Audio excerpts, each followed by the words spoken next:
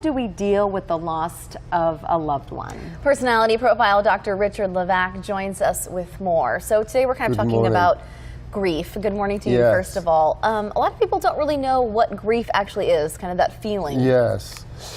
Grief is a mixture of feelings. You know, a number of times people who've lost someone will come to me and say, I feel guilty because I don't feel anything. I feel numb.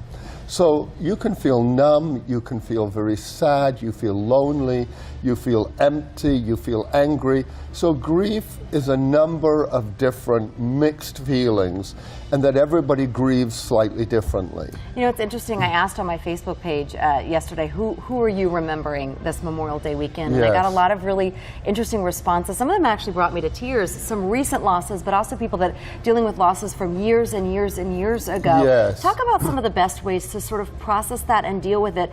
A, when it's raw, B, when it's something from years ago, but it still gets you. Yes.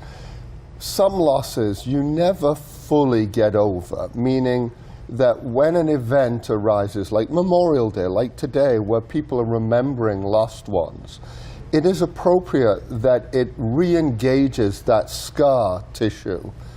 And you think about that person, miss them, think about the things that you loved about them.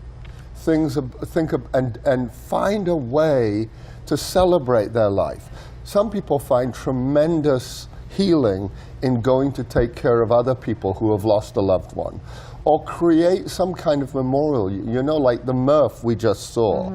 By just doing something that people can come and participate in, we feel a sense of connection to our loved one. Well, and I think a lot of people expect each year maybe for it to get easier, and sometimes that's not the case. So how can people kind of work on that feeling and maybe next year not feel as so, either whether it's guilty, whether it's sadness, the following year? Yes.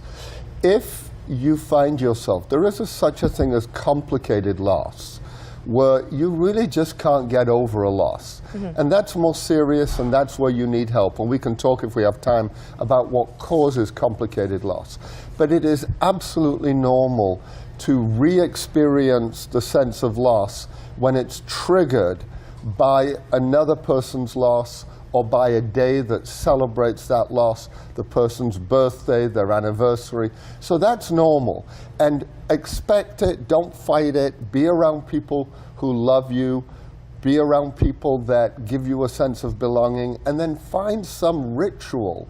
If the loved one loved to go to the beach, make that day that you remember that when they died a beach day, where you can go and create some kind of ritual where you feel connected to that person. Lastly, what can we do if there's someone in our life that we know is going through something difficult, especially on a day like today? I think a lot of times you don't know what to say, you don't know what to do, so you end up doing nothing. That's very important. In your opinion, what's the best way to sort of encourage somebody and support them when they're going through something tough? Oh, this is so important. We're often afraid to talk about loss to someone who's lost someone, because we're afraid we're going to trigger bad feelings in them. Don't be afraid of that. It's all right to call someone you love who you know is having a tough time today and say, hey, it's Memorial Day, I was just thinking of you, how you doing? If the person is open, say, I know how much you loved him, or I know how much you loved her, so I know today's tough. We're just calling you to tell you we love you, and if you'd like to take a walk later, or if you'd like to go out, maybe get down to the beach, we'd love to do it with you. Offer something. And also remember that some people actually don't like to talk about the loss, and that's okay too.